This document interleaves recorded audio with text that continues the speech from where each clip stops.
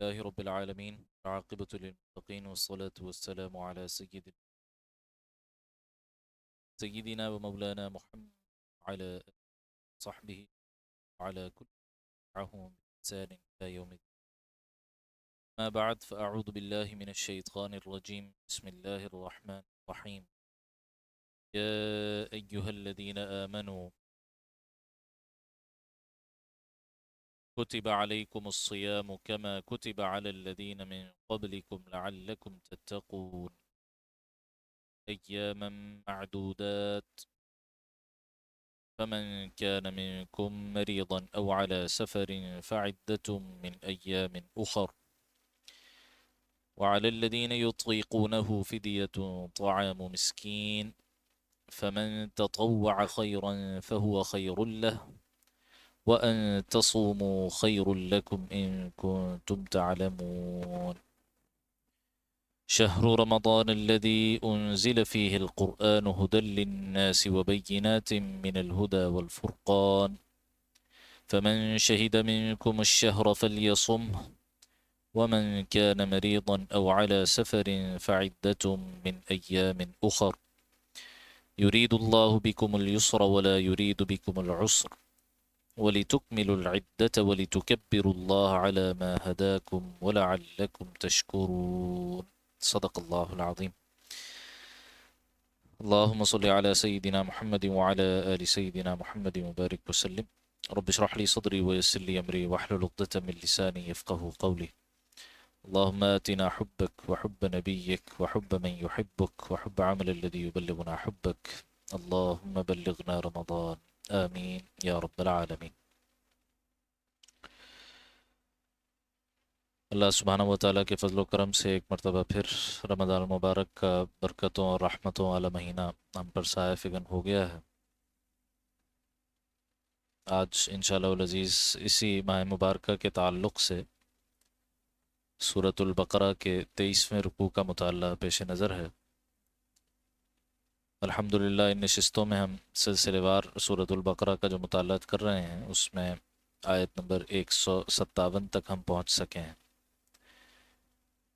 اللہ تعالیٰ نے زندگی رکھی اور موقع رکھا تو انشاءاللہ العزیز رمضان المبارک کے بعد اسی طرح ہفتہ وار وہ ترتیب ہم دوبارہ شروع کریں گے. باقی آج کی نشست میں اسی سورہ بقرہ کے 23ویں رکوع کا مطالعہ پیش نظر ہے جس میں رمضان المبارک ہی سے متعلق مختلف احکام اور مختلف ہدایات اللہ سبحانہ و تعالیٰ نے بیان فرمائی. اس ماہ مبارکہ کی بے شمار فضیلتیں جناب رسول اللہ صلی اللہ تعالیٰ علیہ وسلم کی مبارک زبان مقدسہ سے جاری ہوئی، اور یہ بھی کوئی کم فضیلت نہیں کہ خود قرآن نے نام لے کر اس مہینے کا تذکرہ کیا. اور اسی رکوع میں باقاعدہ نہ صرف یہ کہ رمضان المبارک کا افضل ہونا اس کو ذکر کیا جو اس کے نام سے ذکر کرنے سے خود دلالت اس سے ہوتی ہے، بلکہ اس کے ساتھ ساتھ وجہ فضیلت بھی بیان فرما دی کہ اس رمضان المبارک کو بقیہ 11 مہینوں پر جو فوقیت حاصل ہے وہ کیوں حاصل ہے. رکوع کا آغاز آیت نمبر 183 سے ہوتا ہے جس میں اللہ سبحانہ و تعالیٰ نے روزے کی فرضیت کے احکام دیے ہیں. اس سے پہلے اگر ہم آیات کا پس منظر دیکھیں تو آیت نمبر 177 جس کو ابواب البر سے بھی تعبیر کیا جاتا ہے، جس میں اللہ تعالیٰ نے نیکی کے مختلف دروازوں کو بیان کیا، وہ گویا افتتاح ہے اس موضوع کا کہ اب امت مسلمہ سے اللہ تعالیٰ کا کیا مطالبہ ہے، ان سے اخلاقی طور پر، معاشرتی طور پر، سماجی طور پر، ریاستی طور پر کیا کیا مطالبات ہیں اور کیا کیا فرائض و واجبات ان کے لیے بیان کیے جا رہے ہیں، کن کن چیزوں سے ان کو منع کیا جا رہا ہے. تو اوامر اور نواہی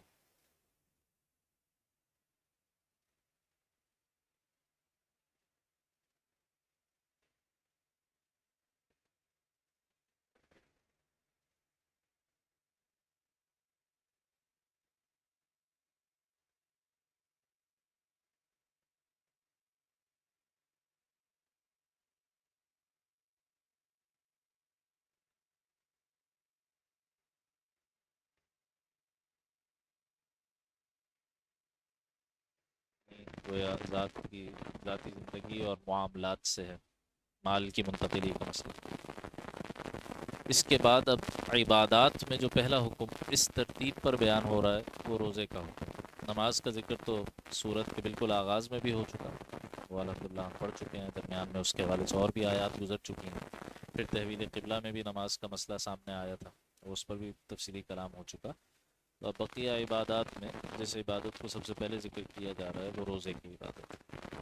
اللہ سبحانہ و تعالیٰ ارشاد فرماتے ہیں، اعوذ باللہ من الشیطان الرجیم، بسم اللہ الرحمن الرحیم، یا ایہا الذین آمنوا، اے لوگو جو ایمان لائے ہو، کتب علیکم الصیام، تم پر روزہ رکھنا فرض کر دیا گیا، کما کتب علی الذین من قبلکم، ایسے ہی فرض کیا گیا ہے جیسے تم سے پہلے لوگوں پر فرض کیا گیا تھا، لعلکم تتقون، تاکہ تم میں تقوی پیدا ہو جائے، تاکہ تم متقی بن سکو۔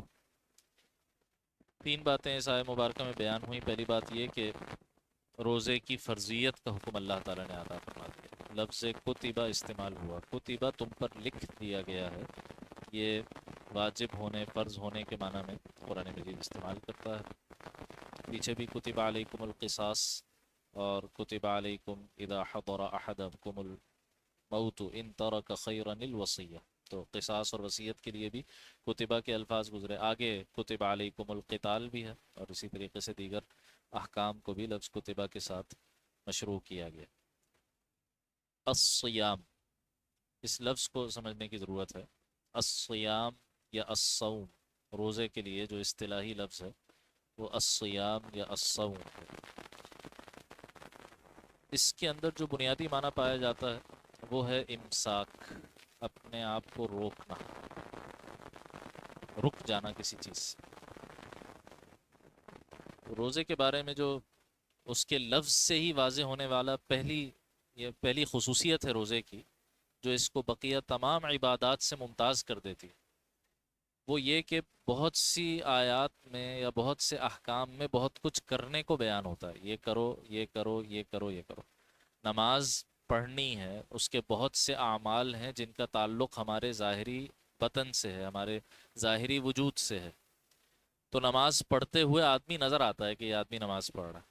زکوٰۃ دیتے ہوئے، صدقہ دیتے ہوئے آدمی نظر آتا ہے کہ یہ زکوٰۃ دے رہا ہے، صدقہ دے رہا ہے۔ عمرہ کرتے ہوئے، حج کرتے ہوئے آدمی نظر آتا ہے۔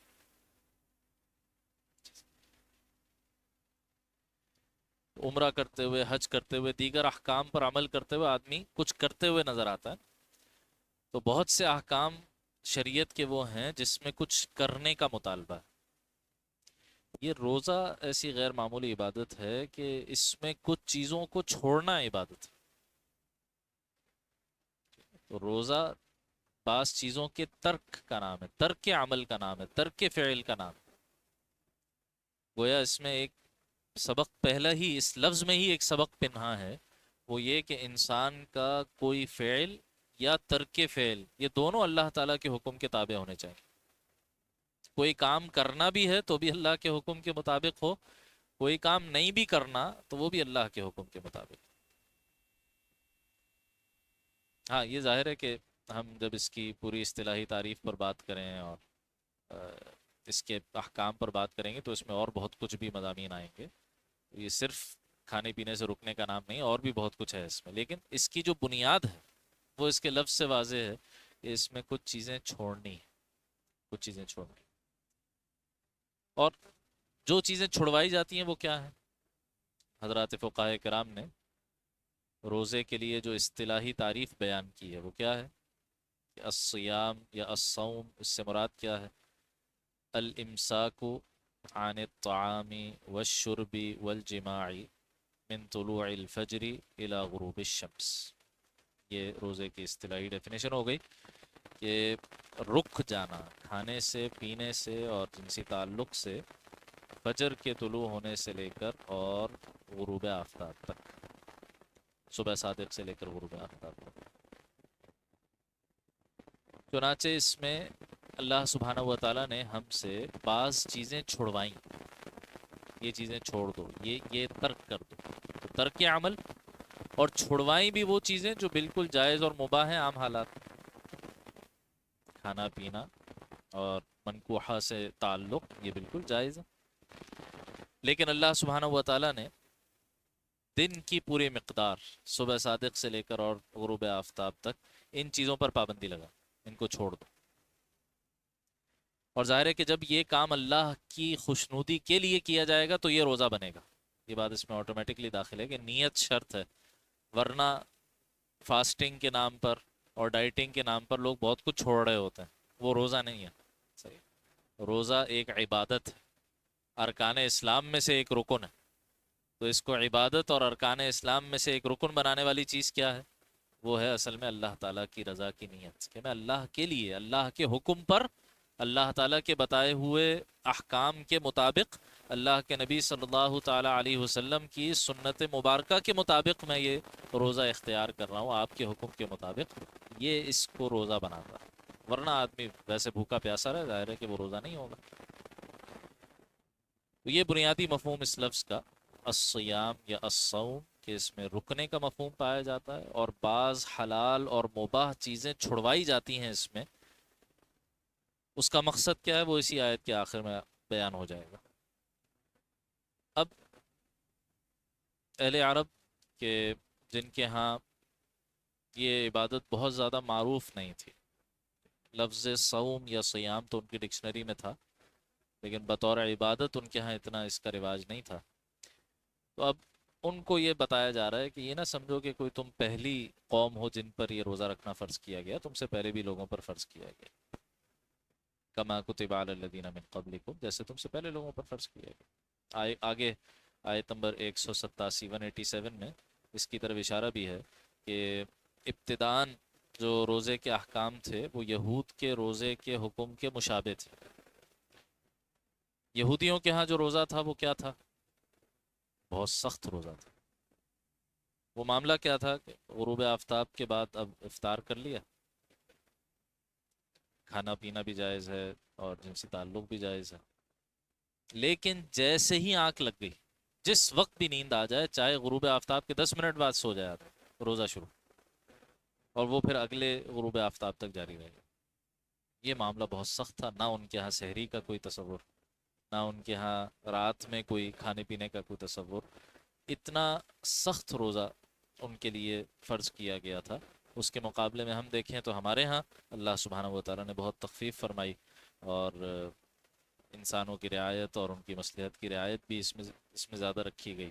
اسی طریقے سے نبی اکرم صلی اللہ علیہ وسلم کا یہ مبارک فرمان جو مسلم شریف میں آتا ہے کہ تسحروا فإن فی السحور برکہ، سحری ضرور کیا کرو، یہ سحری میں اللہ نے برکت رکھی ہے، اس وقت کی بھی برکت ہے، اور اس وقت کی ایک تو ہے مادی برکت، مادی نعمت کی برکت کہ آدمی اس وقت کچھ کھا پی لے، ساتھ میں اس کا بھی اہتمام کرنا چاہیے کہ اس وقت کچھ وقت اللہ تعالیٰ کے ساتھ مناجات میں بھی آدمی گزارے۔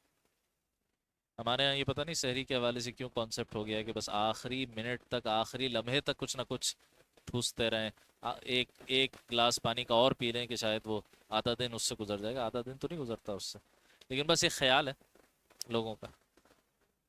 تو جب کہ ہمارے ہاں ہمارے جو اسلاف ہیں، ہمارے بڑے ہیں، نیک اللہ والے جو گزرے ہیں، اور آج بھی بہت سے حضرات کے ہاں یہ معمول ہے کہ مثال کے طور پر اگر 5:30 بجے وقت ختم ہو رہا ہے سحری کا، تو 5:15 بجے تک وہ کھانا پینا اپنا کر کے اور اس کو بند کر دیا کرتے تھے، فارغ ہو جاتے، اور آخری 15 منٹ اس میں تہجد کا اہتمام بھی ہو رہا ہے، اس میں دعاؤں کا اہتمام بھی ہو رہا ہے، اللہ تعالیٰ سے مانگنے کا اہتمام بھی ہو رہا ہے، اذکار کا اہتمام بھی ہو رہا ہے، تو اس کو رواج دینے کی ضرورت ہے۔ یعنی آخر میں بے شک چاہے آدمی ایک گھونٹ پانی پی لے وقت ختم ہونے سے پہلے پہلے، لیکن یہ جو آخری کچھ وقت بچتا ہے، یہ وقت بھی اللہ تعالیٰ کے ساتھ تعلق میں گزرے تو انسان کے روزے کو اور 4 چاند لگتے۔ تو بہرحال عرض کرنا یہ مقصود تھا کہ یہود کے روزے کے بالمقابل ہمارے روزے میں اللہ سبحانہ و تعالیٰ نے بہت تخفیف کا معاملہ کیا، کما کتب علی الذین من قبلکم، جیسے تم سے پہلے لوگوں پر فرض کیا گیا تھا، لعلکم تتقون، تاکہ تم میں تقوی پیدا ہو جائے۔ یہ اللہ تعالیٰ کا کرم ہے کہ اللہ سبحانہ و تعالیٰ نے حکم کے ساتھ حکمتیں بھی بیان فرمائی، نہ بیان فرماتے تب بھی ہمیں حکم پر عمل تو کرنا تھا، ہم تو اللہ کے بندے ہیں نا، اللہ کے غلام ہیں، تو ہم نہ کویشچن کر سکتے ہیں نہ پوچھ سکتے ہیں کہ یہ حکم کیوں دیا گیا. ہم تو نہیں کرتے جب تک نہیں سمجھ میں آتا. نہیں، بس اللہ کا حکم ہے، ثابت ہو جائے کہ اللہ کا حکم ہے، بس اس کے بعد اس پر عمل کرنے میں کوئی دیر نہیں ہونی چاہیے. یہ اللہ تعالیٰ کی اپنی کرم فرمائی ہے اور اس کی رحمت ہے کہ اس نے خود بھی قرآن مجید میں بہت سے احکام کی حکمتیں بیان فرما دیں، اور جناب رسالت مآب صلی اللہ تعالیٰ علیہ وسلم نے اپنے فرمودات میں بھی بہت سی حکمتوں کو واضح فرما دیا. تو یہاں روزہ رکھنے کی خود حکمت بیان فرما دی. روزہ کا یہ حکم کیوں دیا گیا ہے؟ تاکہ لعلکم تتقون، تاکہ تم میں تقوی پیدا ہو جائے. لفظ تقوی پر سورہ بقرہ کے آغاز میں بھی الحمدللہ ہم تفصیلی بات کر چکے. تقوی کے کئی مفاہیم حضرات اسلاف سے ہمیں منقول ہیں. مثال کے طور پر سیدنا علی المرتضیٰ رضی اللہ تعالیٰ عنہ کا ایک فرمان منسوب ہے ان کی طرف کہ تقوی کیا ہے. کہتے ہیں تقوی یہ ہے کہ جہاں تمہیں تمہارا رب دیکھنا چاہے وہاں سے تمہیں غائب نہیں ہونا چاہیے، اور جہاں تمہیں تمہارا رب نہیں دیکھنا چاہیے وہاں نہیں دیکھنا چاہے وہاں تمہیں موجود نہیں ہونا چاہیے. تو اپنی موجودگی اور اپنی غیر حاضری کو اللہ تعالیٰ کے حکم کے تابع کر دو. کس مجلس میں، کس مقام پر، کس وقت پر کہاں موجود ہونا ہے کہاں نہیں ہونا، اس کو شریعت کے مطابق کر لو. یہ تقویٰ پوری زندگی آ گئی نا اس میں. اتنا جامع کلمہ ہے کہ اس میں انسان کی پوری زندگی آ گئی. اسی طریقے سے سیدنا ابی بن کعب رضی اللہ تعالیٰ عنہ سے سیدنا فاروق اعظم رضی اللہ تعالیٰ عنہ نے ایک مرتبہ علمی مذاکرہ ہو رہا تھا. سوال کیا کہ اے ابی آپ بتائیے کہ تقویٰ کسے کہتے ہیں. بڑے قاری اور مفسر کے اعتبار سے مشہور تھے حضرت ابی بن کعب رضی اللہ تعالیٰ عنہ. تو کسی نے اس پر ایک تبصرہ کیا کہ اس پر غور کرنا چاہیے کہ پوچھنے والا کون ہے. یہ اس پر تو سب غور کرتے ہیں کہ جواب کیا دیا، لیکن یہ بھی آدمی کو دیکھنا چاہیے کہ پوچھنے والے کون ہیں. فاروق اعظم رضی اللہ تعالیٰ. لو کان بعدی نبی لکان عمر، اگر میرے بعد کوئی نبی ہوتے تو عمر ہوتے. تو کیا انہیں نہیں پتا تھا کہ تقویٰ کیا ہے؟ پھر کیوں پوچھ رہے ہیں؟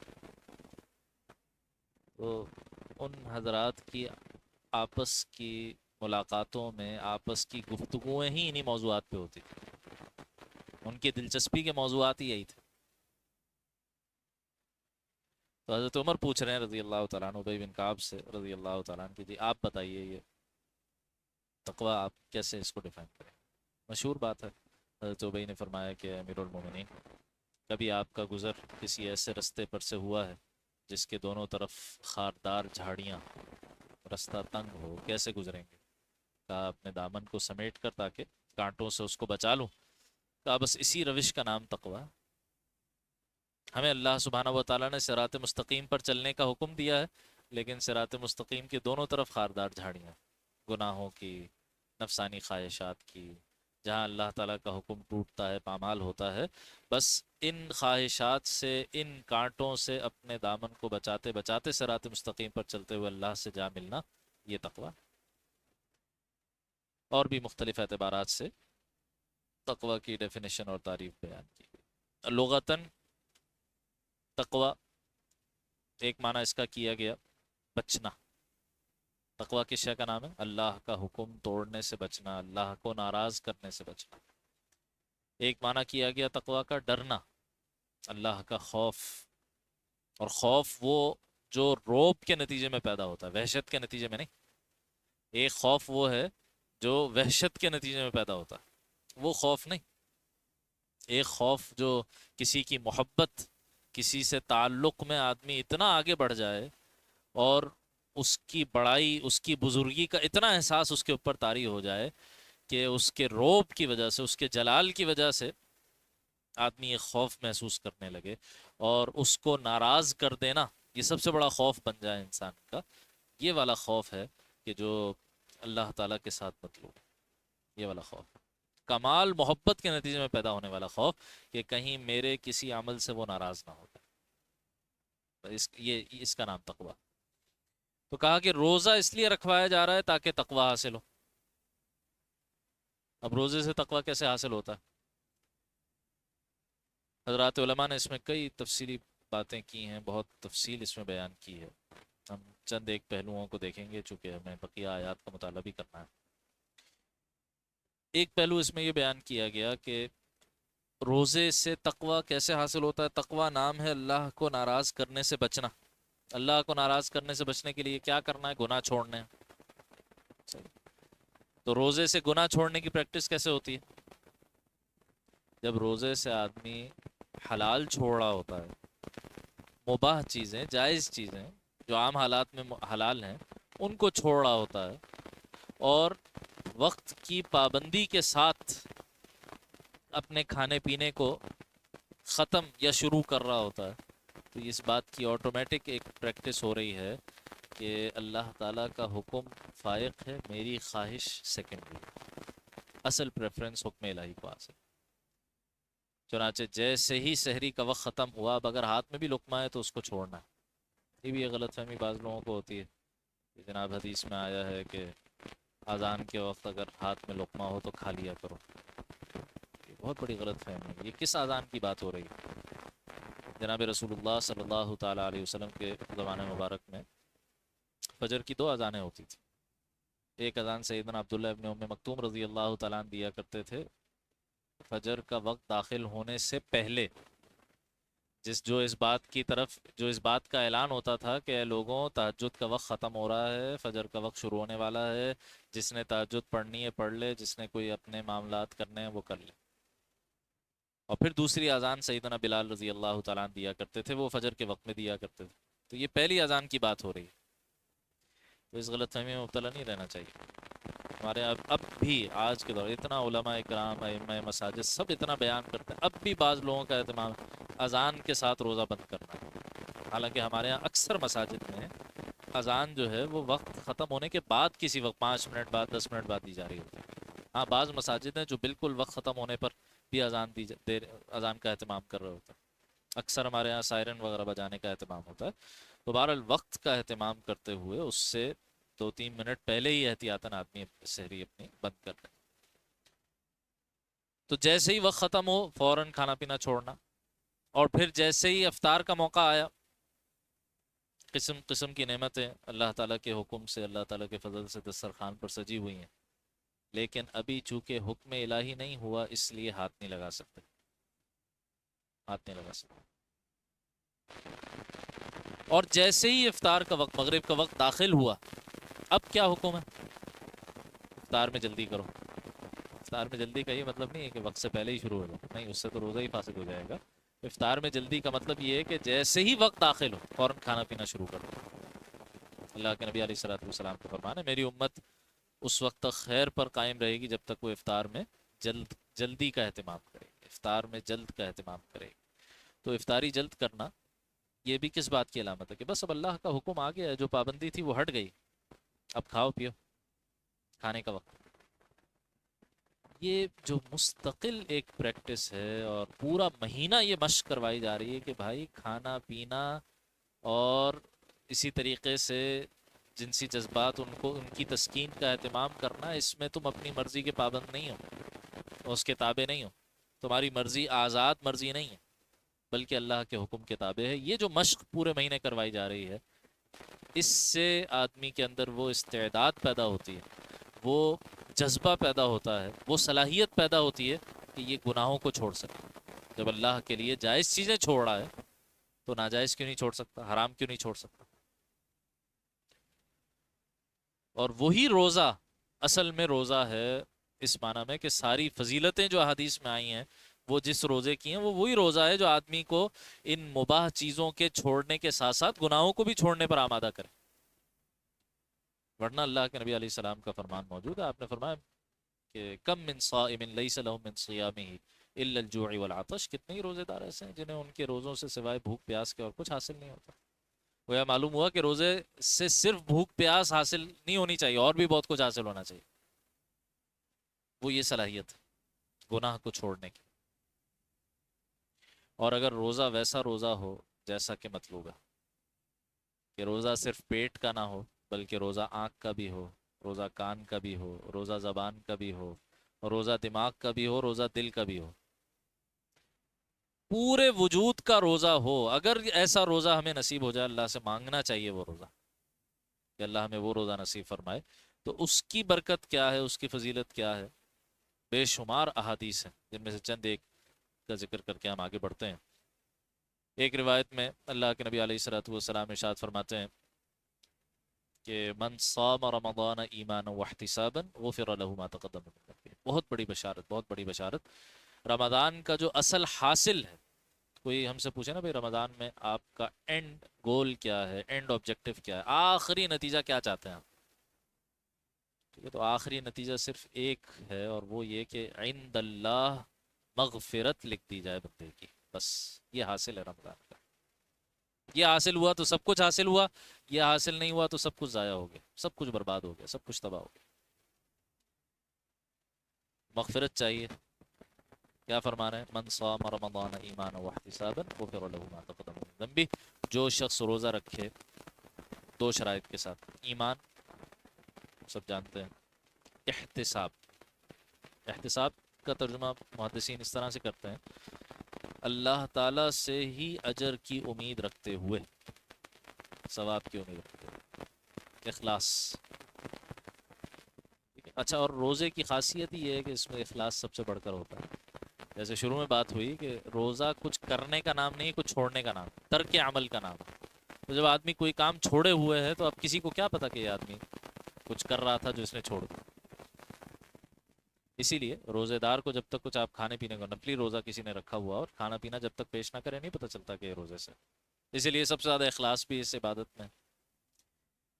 تو ایمان اور احتساب کے ساتھ اللہ تعالیٰ ہی سے اجر کی امید میں جو شخص رمضان کے روزے رکھے، غفر له ما تقدم من ذنبی، اس کے پچھلے تمام کے تمام گناہ بخش دیے گئے۔ غفرہ ماضی مجہول کا صیغہ ہے، بخش دیے گئے، گارنٹیڈ۔ اسی طریقے سے ایک اور روایت میں اللہ کے نبی علیہ الصلوۃ والسلام فرماتے ہیں کہ ابن آدم کا ہر عمل 10 گنا سے لے کر اور 700 گنا تک بڑھا دیا جاتا ہے۔ یہ ظاہر ہے کس پر ڈیپینڈ کرتا ہے، کن حالات میں وہ کام کیا گیا، کس نیت کے ساتھ وہ کام کیا گیا، کتنی مشقت کے ساتھ وہ کام کیا گیا، ٹھیک ہے، تو کس مقام پر کیا گیا، جگہ کے، وقت کے، احوال کے بدلنے سے جو اعمال ہیں ان کا اجر کب اس میں کمی بیشی ہوتی ہے۔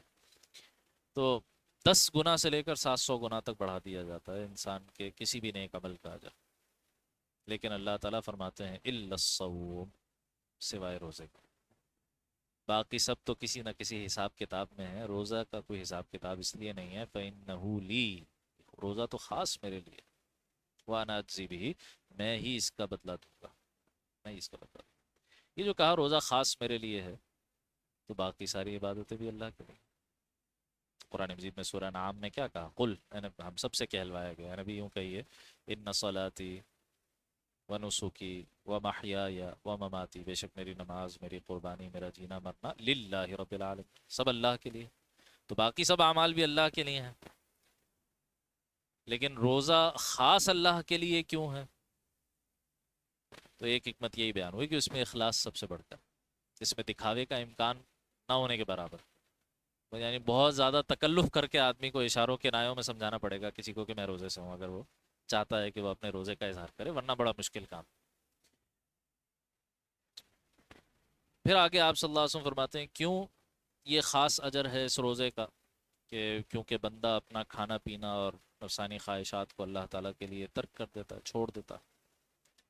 پھر اجر بیان کیا، خوشخبری بیان فرمائی، للصائم فرحتان، روزے دار کے لیے 2 خوشیاں ہیں، فرحت عند فطرہ، ایک خوشی تو اس وقت ہے جب وہ روزہ افطار کرتا ہے، اور وہ فرحت عند لقاء ربہ، ایک خوشی اس وقت حاصل ہوگی جب رب سے ملاقات ہوگی، جب اس روزے کا جو اجر اللہ نے اپنی طرف سے خاص دینا ہے، جو فرشتے بھی نہیں لکھ سکتے کہ وہ کیا اجر ہے، جب وہ خاص اجر اللہ تعالیٰ عطا فرمائیں گے، اس وقت جو خوشی کا عالم ہوگا اس کا تصور ہی کیا جا سکتا ہے۔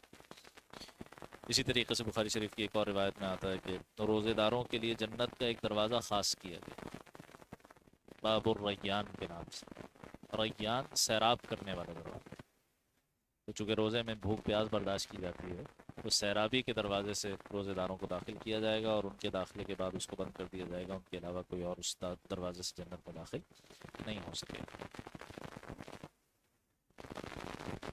اچھا، اب پورے مہینے کی عبادت 30 دن کے روزے ابتدا میں تو بھاری لگتے ہیں، تو اب کچھ تسلی دی گئی.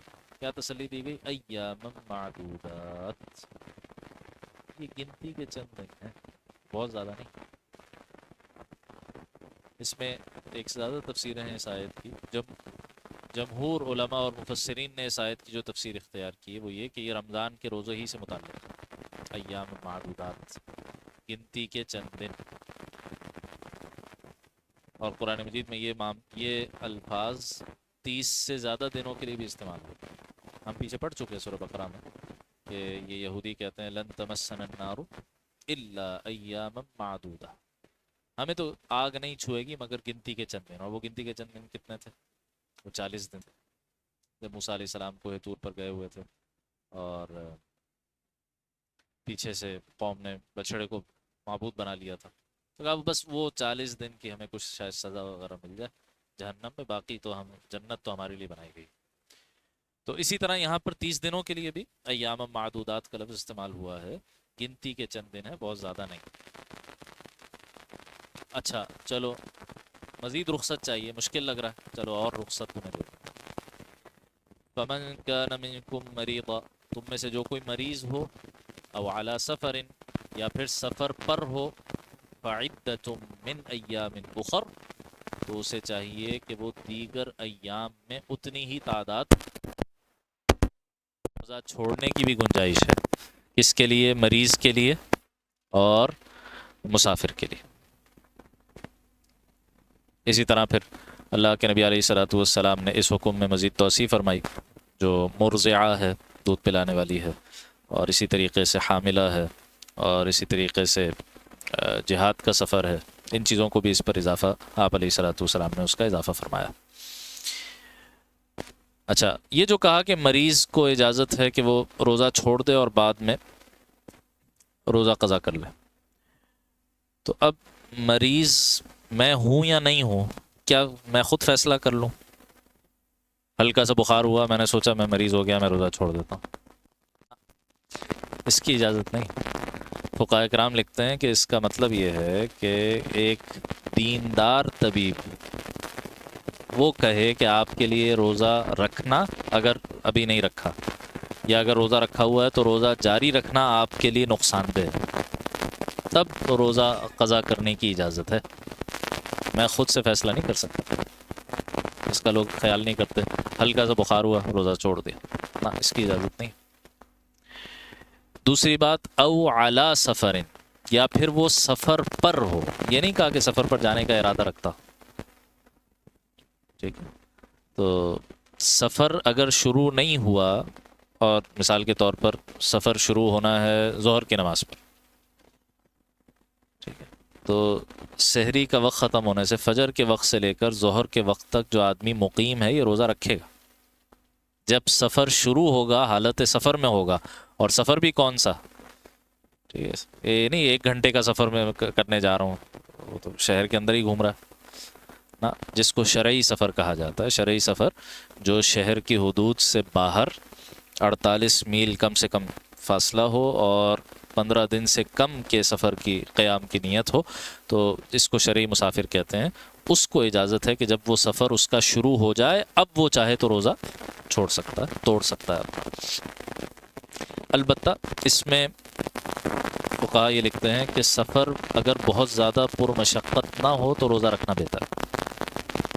اگر سفر بہت زیادہ پرمشقت نہ ہو اور سفر میں روزہ سہولت سے رکھا جا سکتا ہے تو پھر افضل یہ ہے کہ روزہ رکھ لیا جائے. ہاں سفر اگر مشقت والا نہیں ہے، پھر بھی اگر وہ شرعی سفر ہے تو چھوڑنے کی اجازت بہرحال موجود ہے، رخصت بہرحال موجود ہے. ابتدائی دنوں میں ایک اور رخصت مزید، یعنی اتنی سہولیات کے بعد ایک اور سہولت، وہ کیا؟ وَعَلَى الَّذِينَ يُطِيقُونَهُ فِدْيَةٌ طَعَامُ مِسْكِينٍ. اس کی بھی 2 تفسیریں کی گئیں. ایک تفسیر کے مطابق ترجمہ یہ بنے گا، اور جو لوگ روزہ رکھنے کی طاقت نہ رکھتے ہوں، یطیقونہ، اطاق یطیق باب افعال سے، اور باب افعال میں یہ مصدر بعض اوقات سلب ماخذ کے لیے استعمال ہوتا ہے تو معنی الٹا ہو جاتا ہے. تو وعلی الذین یطیقونہ کا ایک ترجمہ مفسرین نے یہ کیا کہ جو لوگ روزہ رکھنے کی طاقت نہ رکھتے ہوں تو وہ کیا کریں، فدیۃ طعام مسکین، وہ فدیہ دے دیں، ایک مسکین کو کھانا کھلانا، جو روزے کا فدیہ ہوتا ہے، ہر سال اس کا اعلان بھی کیا جاتا ہے کہ اس سال اتنے روپے اس کا فدیہ بنتا ہے۔ اور دوسرا ترجمہ وہ جیسے کہ الفاظ سے ظاہر ہے کہ جو لوگ روزہ رکھنے کی طاقت کے باوجود روزہ نہ رکھنا چاہیں، طاقت ہے، مریض بھی نہیں ہے، بالکل صحت مند ہے، مقیم بھی ہیں، پھر بھی روزہ چھوڑنا چاہیں تو وہ کیا کریں، وہ فدیہ دیں۔ یہ ابتدائی دور میں، ابتدائی اسلام میں اس بات کی اجازت تھی۔ جب اہل عرب صحابہ اکرام اس عبادت کے مانوس ہو گئے تو پھر اگلی ہی آیت نمبر 185 جو آ رہی، اس میں اس رخصت کو کیا کر دیا گیا، منسوخ کر دیا گیا، ختم کر دیا گیا۔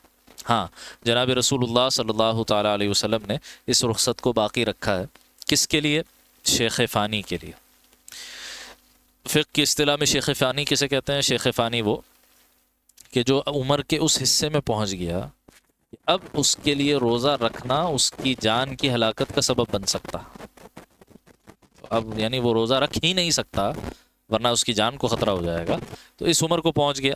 اسی طرح کوئی ایسی خدا نخواستہ ٹرمینل ڈیزیز ہے، کوئی ایسی بیماری ہے جو لا علاج ہے، خدا نخواستہ کینسر کا معاملہ ہو گیا، یا اسی طرح سے ملتی جلتی اور کچھ سخت بیماریوں کا معاملہ کہ جس میں روزہ رکھنے سے جان جانے کا خطرہ ہو، اور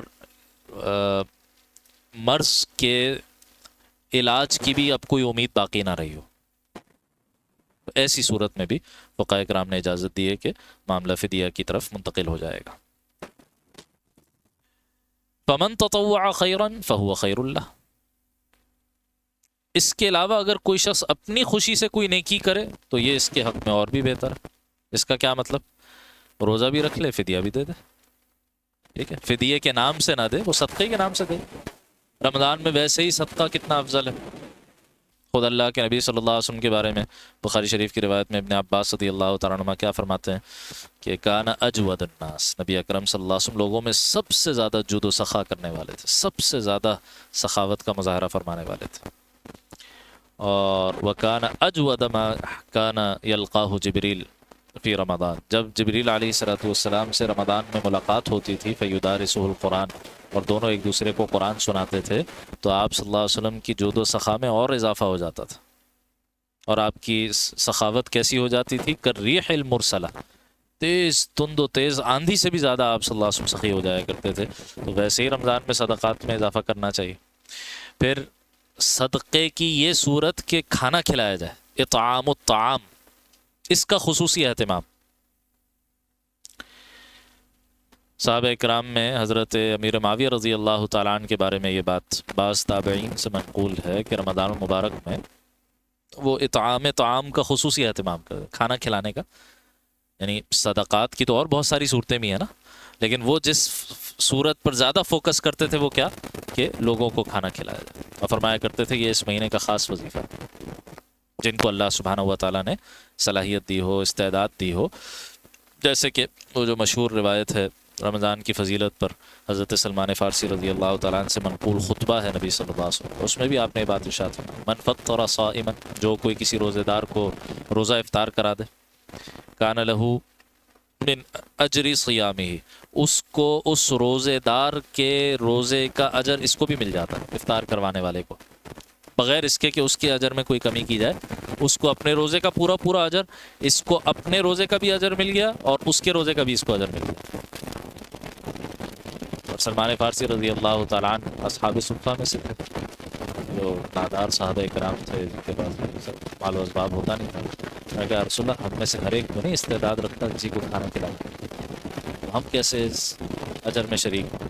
آپ صلی اللہ علیہ وسلم نے فرمایا اللہ یہ اجر اس کو بھی عطا فرمائیں گے جو ایک گھونٹ پانی یا دودھ پر کسی کو افطار، ہاں جو کسی کو پیٹ بھر کر افطار کرا دے تو اللہ تعالیٰ اس کو میرے حوض سے ایسا سیراب کرے گا کل قیامت کے دن، تو اس کے بعد جنت میں داخل کر اس وقت اس کو پیاس محسوس نہیں ہوگی۔ یہ اس مہینے کا خاص وظیفہ ہے، خاص وظیفہ، اس کا اہتمام کرنا چاہیے۔ اپنے ارد گرد اپنے متعلقین میں بھی ہم دیکھیں کہ کہاں کیسے ضرورت مند ہے کہ جن کو ہم اتنی رقم دے سکیں کہ ان کے رمضان المبارک میں روزے اور افطار کا اہتمام ہو سکے اور ان کے روزے کے اجر میں ہم بھی شریک ہو سکیں۔ اور اسی طریقے سے اس وقت ایک بہت بڑی امت جو ہے جو پوری امت کے لیے کھڑی ہوئی ہے، وہ جو فلسطین کا معاملہ ہے وہ اس کے سامنے اس طرح کہ بچے جو ہیں وہ بھوک سے مر رہے ہیں بیچارے، اور جب وہ فوڈ ایڈ پیکیجز لینے جاتے ہیں تو وہاں ان کو گولیوں سے بھون دیا جاتا ہے، ایک ایک جگہ 100 150 150 شہادتیں ہو رہی ہیں ایک وقت میں. تو عجیب وہاں کشمکش، عجیب حالات ہیں. تو ان حالات کو مسلمان بھائیوں کے لیے بھی ان کی بھی امداد کا بھی آدمی کو فکر کرنی چاہیے، صاحب خیر کو اس حوالے سے خاص طور پر فکر کرنی چاہیے. تو کہا کہ جو کوئی اور اس سے بڑھ کے نیکی کرنا چاہے، یعنی روزہ بھی رکھ لے اور ساتھ میں لوگوں کو کھانا بھی کھلائے، یا روزہ نہیں رکھ پا رہا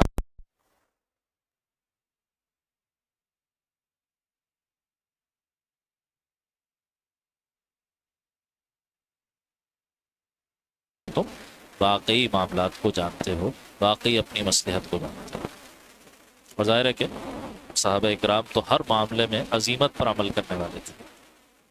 رخصتیں تو ہم جیسے کمزور لوگوں کے لیے ہیں، انہوں نے تو ہمیشہ عزیمتوں پر عمل کیا.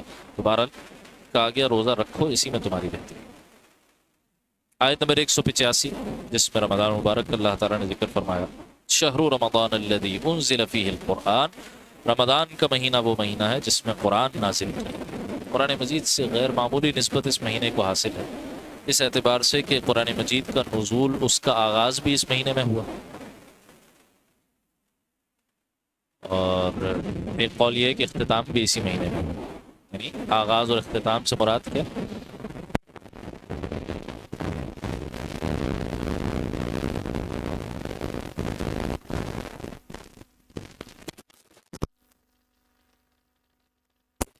پورا کا پورا ایک ساتھ نازل ہوا لوح محفوظ سے اللہ تعالیٰ کے پاس سے آسمان دنیا تک. جو ہمارا آسمان ہے، 7 آسمان اللہ نے بنائے، ان کی حقیقت ہم نہیں جانتے، بس یہ جو ہمیں جو آسمان نظر آتا ہے یہ آسمان دنیا ہے جس کو ہم سپیس وغیرہ کہتے ہیں. تو یہاں پر کسی مقام پر لا کر قرآن مجید کو محفوظ کیا گیا. یہ ہے جس کو انزال سے تعبیر کیا جاتا ہے. انا انزلناہ فی لیلۃ القدر، ہم نے اس قرآن مجید کو لیلۃ القدر میں نازل کیا. اور یہاں پر بھی انزل فیہ القرآن، پورا کا پورا قرآن ایک ساتھ نازل ہوا. یہ پہلا مرحلہ تھا. دوسرا مرحلہ وہ ہے کہ اس آسمان دنیا میں جو بیت العزت ہے، اللہ تعالیٰ کی عبادت کا ایک خاص مرکز ہے، وہاں سے جناب رسالت مآب صلی اللہ علیہ وسلم کے قلب اطہر پر قرآن مجید کا نزول یہ ہوا ہے نجمن نجمن، تھوڑا تھوڑا کر کے 23 سال کے عرصے میں ہوا تقریباً.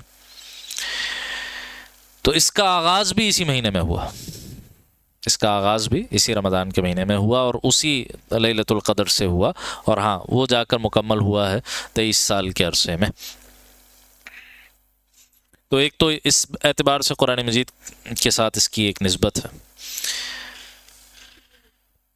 اسی وجہ سے حضرات علماء، ہمارے اساتذہ اکرام، وہ یہ تلقین کرتے ہیں کہ رمضان المبارک میں ہم جتنی فرض نمازیں ادا کریں نا، وہ تو فرض ہیں، وہ تو ویسے ہی پڑھنی ہی پڑھنی ہے، اور مسجد میں باجماعت مردوں کے لیے تو مشروع ہے، تو اس کا اہتمام ہم سب کو کرنا چاہیے. نیت ابھی سے ہم کر لیں کہ انشاءاللہ تکبیر اولیٰ کے ساتھ تمام نمازیں ہم نے باجماعت ادا کرنی ہے.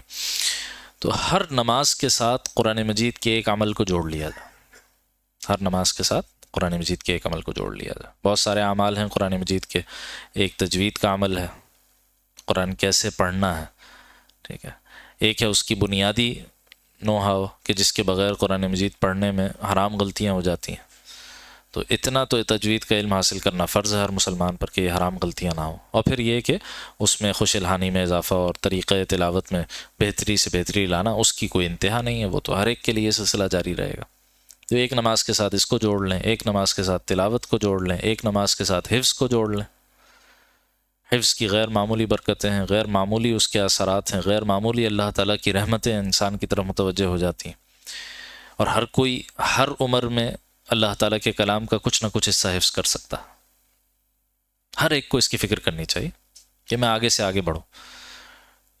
جب حدیث میں آیا کہ کل قیامت کے دن حفاظ کو کہا جائے گا کہ اقرأ ورقا ورتل كما كنت ترتل في الدنيا فإن آخر منزلتك عند آخر آية تتلاها، کہ قرآن پڑھتے جاؤ، جنت کے درجات چڑھتے چلے جاؤ، اور بے شک تمہاری آخری منزل وہاں ہوگی جہاں تم آخری آیت ختم کرو گے۔ تو جنت کے لامتناہی درجات ہیں، تو ان میں ترقی کا ایک بہت بڑا ذریعہ اور سبب کیا ہے کہ قرآن مجید کا کچھ حصہ ہمارے سینوں میں محفوظ ہو۔ تو اس رمضان بھی ہم نیت کریں کہ جتنا یاد ہے اس کو پختہ کرنا ہے، وہ تو ضروری ہے، اور جو یاد نہیں ہے اس میں اضافہ کریں، اور کوئی مشکل نہیں ہے، کسی دوست کو پکڑ لیں، کسی مسجد کے ساتھی کو پکڑ لیں، کسی امام صاحب سے بات کر لیں، مؤذن سے بات کر لیں، اور دو جوڑی بنا لیں، تم آپ مجھے سنائیں میں آپ کو سنا دوں، ایک نماز کے ساتھ اس کو جوڑ لیا، ایک نماز کے ساتھ فہم، تدبر، آیات پر غور و فکر، مستند علماء اکرام کے تراجم اور تفاسیر، ان کا مطالعہ، اس کو جوڑ لیں تاکہ ہمارے علم میں بھی اضافہ ہو، فہم اور تدبر میں بھی اضافہ ہو، اس شرط کے ساتھ کہ جو قرآن کہتا ہے فَاسْأَلُوا أَهْلَ الذِّكْرِ إِن كُنتُمْ لَا تَعْلَمُونَ، تمہیں نہیں پتہ تو جاننے والوں سے پوچھ لو۔ تو علماء سے رہنمائی لیتے ہوئے اور آدمی اپنا مطالعہ جاری رکھے، اور عشاء کے بعد تو ویسے ہی تراویح، تو 4 نمازوں کے ساتھ یہ 4 اعمال ہو جائیں گے۔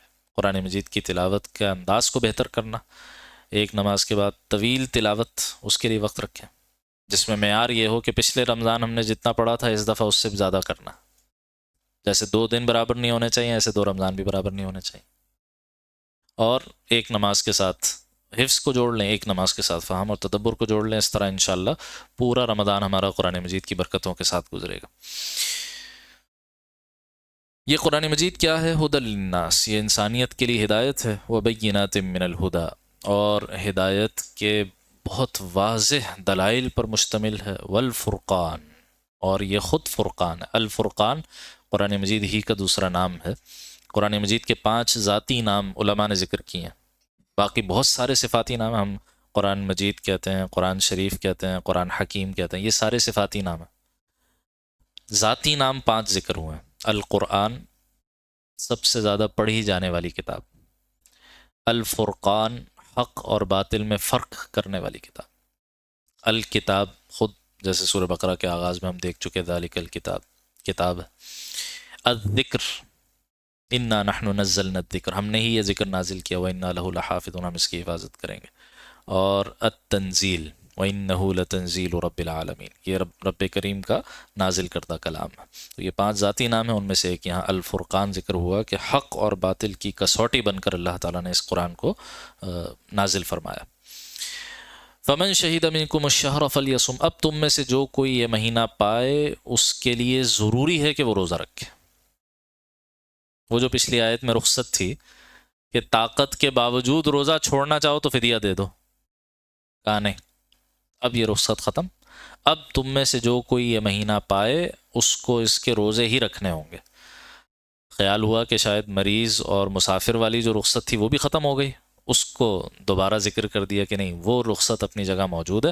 وَمَنْ كَانَ مَرِيضًا، ہاں جو کوئی مریض ہو، او علی سفر، یا سفر پر ہو، فَعِدَّةٌ مِّنْ أَيَّامٍ أُخَرَ، تو بعد کے دنوں میں گنتی پوری کر لے۔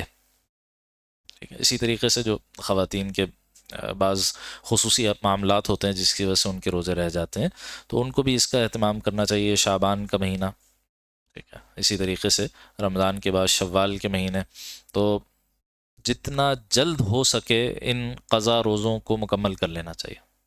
بعض کے سال ہا سال چل رہے ہوتے ہیں اور اس کو مکمل نہیں کر پا رہے ہوتے، زندگی موت کا کچھ نہیں پتہ، کسی بھی وقت بلاوا آ سکتا، تو اس کو باقاعدہ اپنی پرائیورٹی بناتے ہوئے کہ کوئی قضا روزہ میرا رہتا ہے تو اس کو جلد از جلد مکمل کرنا چاہیے۔ یہ رخصت کیوں دی اللہ نے مریض اور مسافر والی؟ یرید اللہ بکم اليسر، اللہ تمہارے لیے آسانی چاہتا ہے، ولا یرید بکم العسر، تمہارے لیے تنگی، دشواری، مشکل نہیں چاہتا۔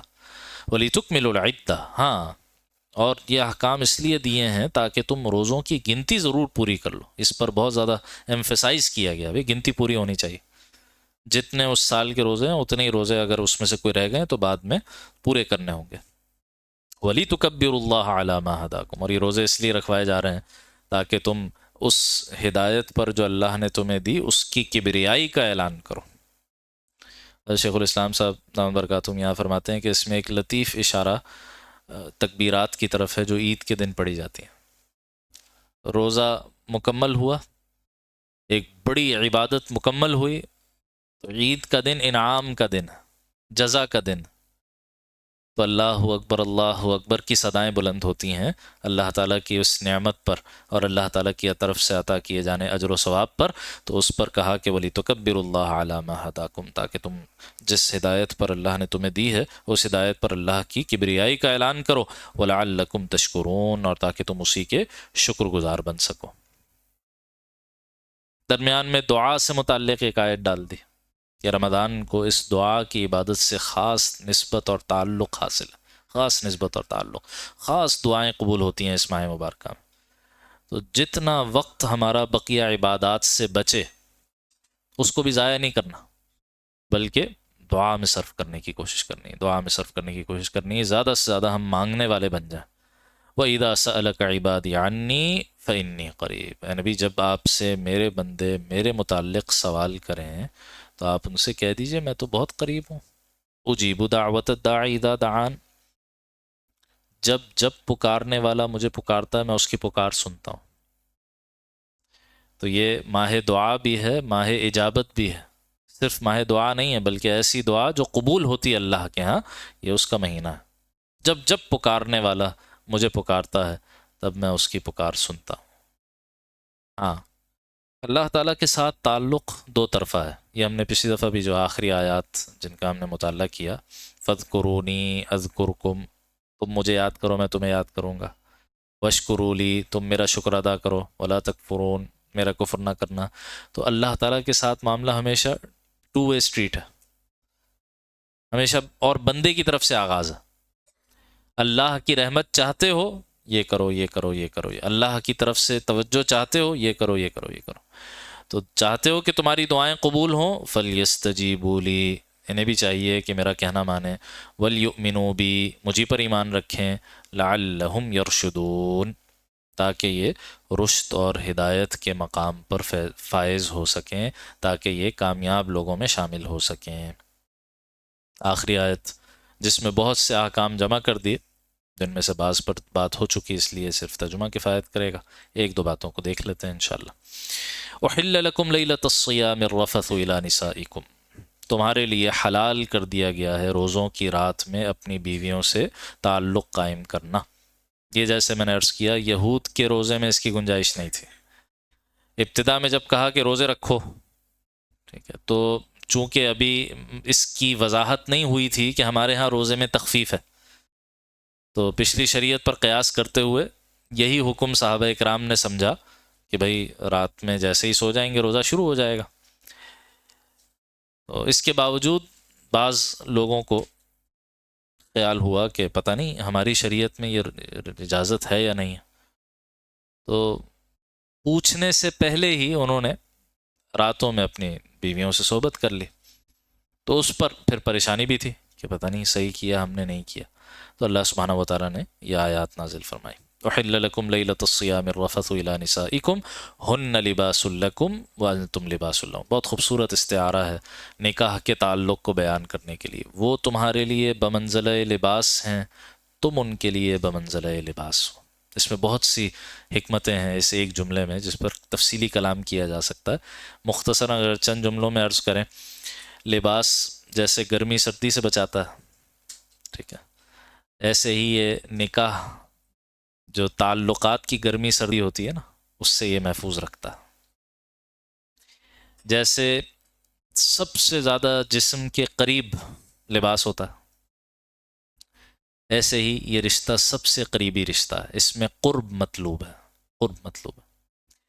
جیسے یہ لباس انسان کو باہر آپ کا یہ جو دھول مٹی ہے اس سے اس کے اندر کے جسم کو محفوظ رکھتا، جتنا ایریا کور ہوگا لباس سے اتنا انسان کا جسم دھول مٹی سے محفوظ رہے گا. ایسے ہی یہ پاک صاف رکھنے کا ذریعہ ہے، انسان کو حفاظت کا ذریعہ ہے، حفاظت کا ذریعہ ہے اور حصن کا کام کرتا ہے، ایک دیوار اور ایک قلعے کا کام کرتا ہے کہ انسان اپنی خواہشات سے مغلوب نہ ہو جائے اور صحیح سیدھے راستے پر چلتا رہے. تو اس کے لیے یہ لباس اس کا ایک ذریعہ ہے، ٹھیک ہے. اور یہ لباس یہ ایک ایسی چیز ہے کہ جو انسان کی زینت کا بھی ذریعہ ہے۔ لباس کے ایک مقصد یہ بھی بیان ہوا نا، وزینہ، تم اس لباس کے ذریعے زینت اختیار کرتے ہو، تو یہ رشتوں میں زینت پیدا کرتا ہے یہ رشتہ۔ بہت سی اور حکمت کی باتیں اس میں علماء نے لکھی ہیں۔ علم اللہ انکم کنتم تختانون انفسکم، اللہ تعالیٰ یہ بات جانتے تھے کہ تم اپنے آپ سے خیانت کر رہے تھے، یعنی وہی کہ پتہ نہیں رات میں اجازت ہے یا نہیں ہے، اور پھر بھی تم نے وہ کام کر لیے۔ فتاب علیکم، تو اللہ تعالیٰ نے تم پر نظر کرم کی، وعفا عنکم، تمہیں معاف کر دیا۔ فالآن باشروہن، اب ان سے تعلق قائم کر سکتے ہو رمضان کی راتوں میں۔ وابتغوا ما کتب اللہ لکم، اور جو کچھ اللہ نے تمہارے لیے لکھ رکھا ہے اسے طلب کرو، وہ اولاد بھی ہے اور وہ جائز لذت بھی ہے جو اللہ تعالیٰ نے اس رشتے میں رکھی ہے۔ وَكُلُوا وَاشْرَبُوا، اور کھاؤ پیو، کہاں تک؟ حَتَّى يَتَبَيَّنَ لَكُمُ الْخَيْطُ الْأَبْيَضُ مِنَ الْخَيْطِ الْأَسْوَدِ مِنَ الْفَجْرِ۔ یہ آیت جب پہلی مرتبہ نازل ہوئی تو من الفجر کے الفاظ نہیں تھے اس میں، یہاں تک تھی کلوا واشربوا، کھاؤ پیو، حتیٰ یتبین لکم، یہاں تک کہ تمہارے لیے واضح ہو جائیں، الخیط الابیض، سفید دھاگا، من الخیط الاسود، سیاہ دھاگے سے الگ ہو جائے، بالکل ممتاز ہو جائے۔ تو ایک صحابی نے اس کو لٹرل سمجھا اور انہوں نے اپنے تکیے کے نیچے دونوں دھاگے رکھ دیے، سفید اور کالا، اور اس کو دیکھتے رہے وقتاً فوقتاً کہ مجھے سفید دھاگا کب نظر آنا شروع ہوتا ہے۔ تو اس وقت تک وہ کھاتے پیتے رہے۔ آ کے اللہ کے نبی علیہ الصلوۃ والسلام کی خدمت میں عرض کیا، آپ مسکرائے، آپ نے فرمایا تمہارا تکیہ تو اتنا بڑا ہو گیا کہ اس میں آسمان زمین سارے سما گئے۔ تو یہاں مراد تھی نہیں دھاگا، مراد کیا تھا؟ آسمان کی سفید دھاری اور سیاہ دھاری۔ معلوم ہوا کہ صحابہ اکرام جن کی اپنی زبان عربی تھی ان کو بھی نبی صلی اللہ علیہ وسلم سے رہنمائی لینے کی ضرورت پڑتی تھی، اور پھر یہ من الفجر کے الفاظ بعد میں نازل ہوئے تاکہ واضح رہے کہ یہاں جو دھاری کی بات ہو رہی ہے یہ آسمان کی دھاریوں کی بات ہو رہی ہے۔ ثم اتم الصیام الی اللیل، اور پھر روزے کو مکمل کرو رات تک، یعنی ابتداء لیل تک، یعنی مغرب تک۔ ولا تباشروہن وانتم عاکفون فی المساجد، اور اپنی بیویوں سے تعلق قائم نہ کرو جب کہ تم مسجدوں میں اعتکاف میں بیٹھے ہو۔ یہاں سے ایک اور عمل رمضان کا واضح ہوا، وہ ہے التزام مساجد۔ صحابہ اکرام، ہمارے اسلاف، اکثر روزے کا وقت مسجد میں گزارتے تھے اس خیال سے کہ روزے کی حفاظت رہے گی، کوئی کام ایسا نہیں ہوگا جو روزے کی روح کے خلاف۔ کھانا پینا تو ویسے ہی چھوڑا ہوا ہے، لیکن مسجد کے اندر کوئی غلط بیانی بھی نہیں ہوگی، کوئی جھوٹ بھی نہیں ہوگا، کوئی غیبت بھی نہیں ہوگی، کوئی بد نظری بھی نہیں ہوگی، کوئی موسیقی بھی نہیں ہوگی۔ تو کثرت سے اپنا وقت مسجد میں گزارتے تھے۔ التزام مساجد، اس کا اہتمام کرنا چاہیے کہ نوافل کا ہم اہتمام کریں، جو نوافل کے اوقات ہیں مختلف، اور مسجد میں زیادہ سے زیادہ وقت رمضان میں گزارنے کی کوشش کریں۔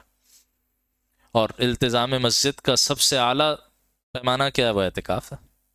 پورے 10 دن، پورے آخری عشرے کے لیے اللہ کے در پر آ کر مہمان کے طور پر بیٹھ جاؤ اور مغفرت کا پروانہ لے کر اٹھو، کیونکہ جو معتکف ہے اس کو تو لیلۃ القدر ملنا یقینی ہے نا، اور کسی کی تو چھوٹ سکتی ہے، معتکف کی تو نہیں چھوٹ سکتی۔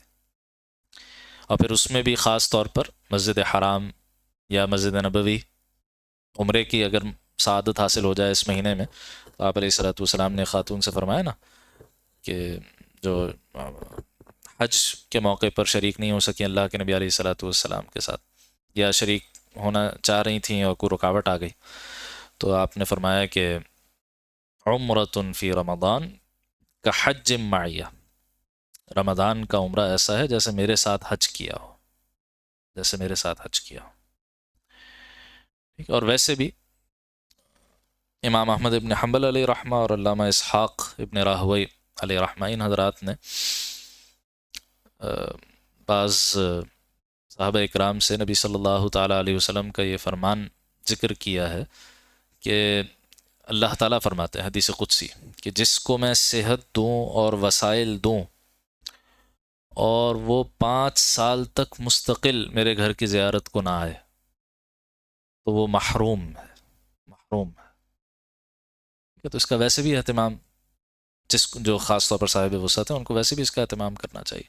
اور پھر رمضان کا ہو تو ظاہر ہے کہ اس میں کئی گنا اس کی فضیلت میں، اس کے اجر میں اضافہ ہو جاتا۔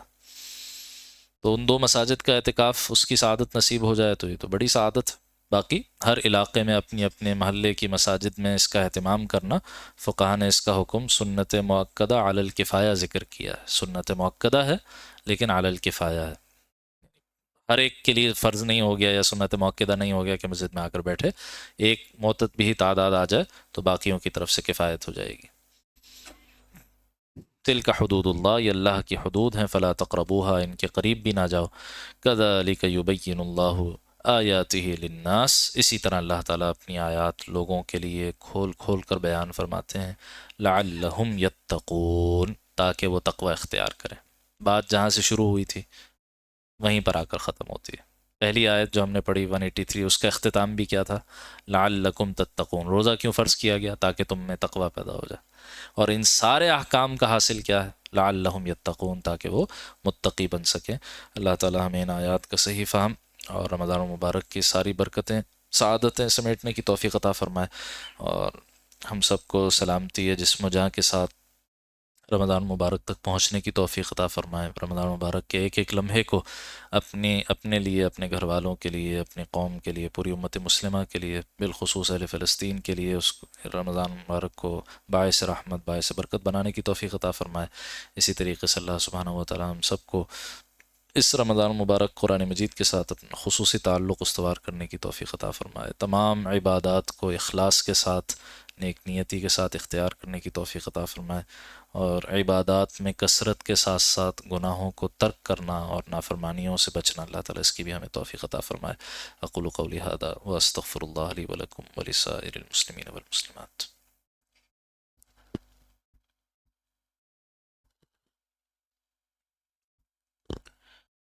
کلانی سماعت فرما لیجیے کہ الحمدللہ یہ جو پورا سال یہ سلسلہ اللہ تعالیٰ کی توفیق سے یہاں پر چلتا رہا، دورہ تفسیر کا۔